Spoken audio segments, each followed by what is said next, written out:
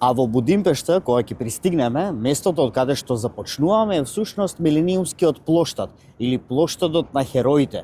Од овде започнува целиот разглед, од овде започнува историјата и сите убавини кои што ќе ги доживеете во Будимпешта. И потоа доаѓаме кај црквата Матија, градена во готичка градба на самата Рибарева тврдина, местото каде што се наоѓаат претседателските канцеларии, низа на министерства и дефинитивно еден од најубавите погледи кои што можете да го видите во Будимпешта. А вечерта е предвидено да одиме на крстарење по Дунав, нешто кое што дефинитивно треба да го видите и да го посетите, оваа преубава гледка кога се е осветлено во Будимпешта, а воедно да уживаме во историјата и звуците на прекрасната музика од бродот.